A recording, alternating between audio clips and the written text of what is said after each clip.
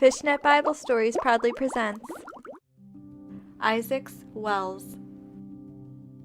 Just as in the time of Abraham, there was another famine in the land. Isaac went to Abimelech, the Philistine king, to ask for a helping hand. The Lord appeared to Isaac and gave him this command: Do not go to Egypt like Abraham did. Obey me, and I will bless you in this land. You will have more descendants than stars in the sky. I will bless them and give them all these lands to occupy. They will bless all the nations of the world. Now obey my command. Isaac obeyed and stayed in the land. Isaac planted crops in the land that year. All of his crops grew large and strong and healthy. Isaac became very wealthy, which filled the Philistines with envy.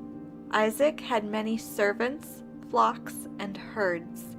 The Philistines were jealous and spoke of Isaac with angry words. The Philistines were so mad that they filled up Abraham's old wells with earth. Jealous and angry, King Abimelech said, Move away from us! You have become way too rich and powerful for us.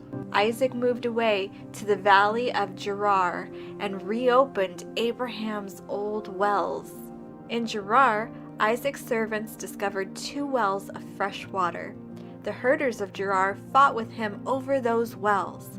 Isaac's servants dug another well of fresh water. No one fought with him, so he was able to keep that well. The Lord blessed Isaac with good land and fresh water. We pray the video provided insight into our lesson, Isaac's Well. Isaac, the son of Abraham, was promised by God to possess the land on which he lived. The men in Gerar did not follow God and were not promised the land. Isaac experienced trouble from the men in Gerar and was tempted to leave the land. God instructed Isaac to remain in the land even though he was experiencing trouble. Following God's commands will deliver us from trouble, will give us favor with God, who will fight our battles, and will demonstrate to those around us that God's truth and righteousness overpowers sin. Let's learn that from the life of Isaac today.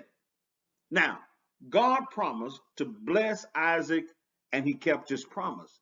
This is seen when the neighboring Philistines grew jealous because everything Isaac did seemed to go right. So they filled his wells with dirt and tried to get rid of him.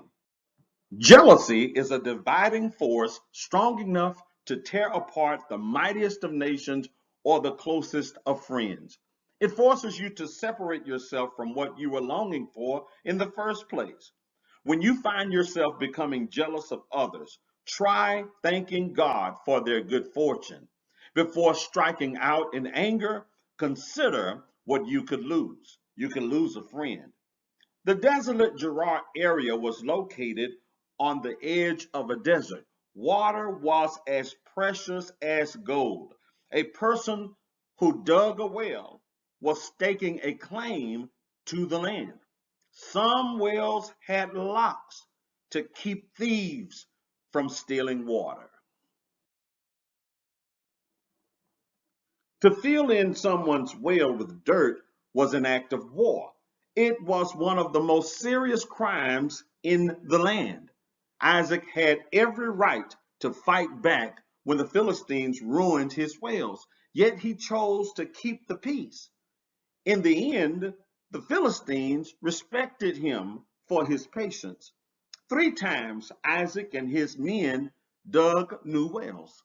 When the first 2 disputes arose, Isaac moved on.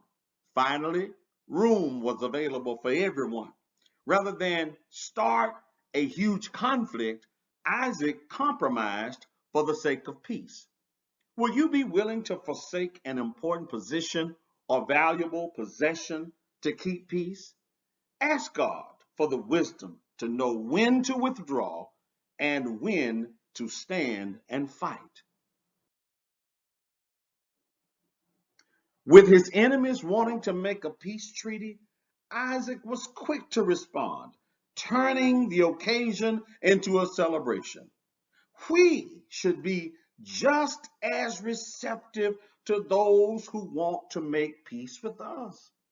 When God's influence in our lives attracts people, even enemies, we must take the opportunity to reach out to them with God's love.